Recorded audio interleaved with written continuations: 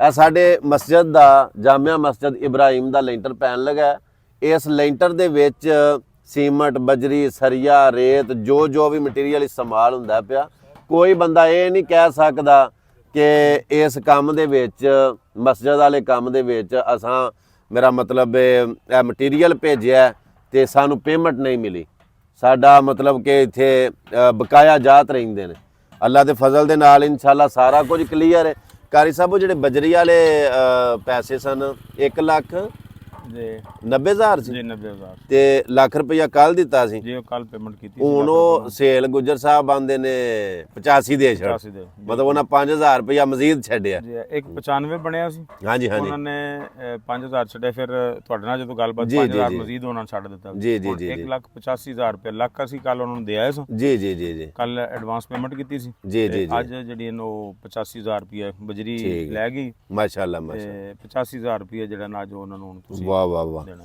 ਇਹ ਮੇਰੇ ਕੋਲ ਲੱਖ ਦੀ ਕਾਪੀ ਏ। 1 2 3 4 5 6 7 8 9 10 11 12 13 14 ਮੈਂ ਅੱਗੇ 1,000 ਰੁਪਇਆ ਵਿੱਚੋਂ ਕੱਢਿਆ ਸੀ ਤੇ ਇਹ 14,000 ਕੱਢਾ ਤੇ ਪਿੱਛੇ ਕਿੰਨੇ ਬਚੇ? ਫਿਰ 85 ਬਚ ਗਿਆ। ਜੀ 85 ਇਹ 85,000 ਰੁਪਇਆ ਗਿਣ ਲਓ ਤੇ ਇਹ ਤੁਸੀਂ ਬਜਰੀ ਵਾਲੇ ਨੂੰ ਕਲੀਅਰ ਕਰ ਦੇਣਾ ਜੀ। ਠੀਕ ਹੈ ਜੀ, ਠੀਕ ਹੋ ਗਿਆ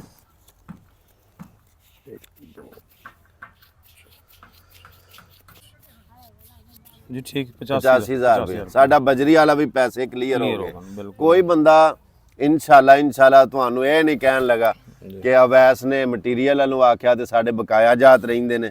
ਔਰ ਇਹ ਆਪਣਾ ਕੋਈ ਕਮਾਲ ਨਹੀਂ ਬਈ, ਵੇਖਣ ਵਾਲਿਆਂ ਸਾਰਿਆਂ ਨੂੰ ਇਹ ਕਹਿਣਾ ਚਾਹਨਾ ਕਿ ਅੱਲਾਹ ਪਾਕ ਦੀ ਜ਼ਾਤ ਦਾ ਕਰੋੜਾਂ ਬਲਕਿ ਬੇਸ਼ੁਮਾਰ ਸ਼ੁਕਰ ਹੈ ਕਿ ਅੱਲਾਹ ਪਾਕ ਦੀ ਜ਼ਾਤ ਨੇ ਲਗਵਿਆਤ ਤੋਂ ਬਚਾ ਕੇ, ਬੇਹੂਦਗੀ ਤੋਂ ਬਚਾ ਕੇ, ਗੰਦਗੀ ਤੋਂ ਬਚਾ ਕੇ ਔਰ ਸਾਨੂੰ ਸਾਰੀ ਫਜ਼ੂਲੀਆਤ ਤੋਂ ਬਚਾ ਕੇ ਤੇ ਇਸ ਨੇਕੀ ਦੇ ਕੰਮ ਦੀ ਤਰਫ ਰਾਗਬ ਕੀਤਾ। ਇਹ ਵੀ ਉਹਦੀ ਤੌਫੀਕ ਦੇ ਨਾਲ। ਔਰ ਸਾਥੀਆਂ ਦਾ ਬਹੁਤ ਸ਼ੁਕਰੀਆ।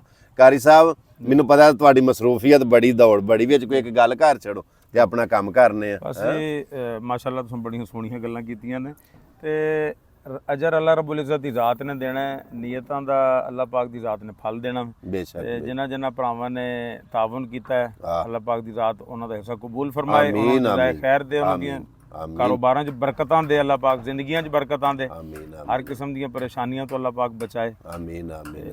ਅੱਲਾਹ ਪਾਕ ਸਾਨੂੰ ਸਾਰਿਆਂ ਨੂੰ ਤੌਫੀਕ ਦੇ ਜੀ। ਇਨਸ਼ਾਅੱਲਾ ਮੇਰੇ ਅੱਲਾ ਨੇ ਖੈਰ ਰੱਖੀ ਤੇ ਅੱਜ ਬੀਮਾ ਦੀ ਭਰਾਈ ਹੋਈ ਹੈ ਦੀ ਤੇ ਇਨਸ਼ਾਅੱਲਾ ਸਵੇਰੇ ਹਫਤੇ ਵਾਲੇ ਦਿਨ 1 ਫਰਵਰੀ ਸਨ 2025 ਹਫਤੇ ਦਾ ਵਾਰ ਹੋਏਦਾ ਤੇ ਜੇ ਜਿਉਂਦੇ ਰਹੇ ਅੱਲਾ ਖੈਰ ਰੱਖੀ ਤੇ ਇਨਸ਼ਾਅੱਲਾ ਮਸਜਿਦ ਦੀ ਛੱਤ ਪੈ ਜਾਏਗੀ। ਦੁਆਵਾਂ 'ਚ ਯਾਦ ਰੱਖਿਓ। ਮਿਲਨੇ ਆ ਨਵੀਂ ਵੀਡੀਓ ਦੇ ਨਾਲ। ਅੱਲਾ ਸੋਹਣੇ ਦਿਵਾਲੇ। ਅਸਲਾਮ ਅਲੈਕੁਮ ਰਹਿਮਤੁਲਾਹ।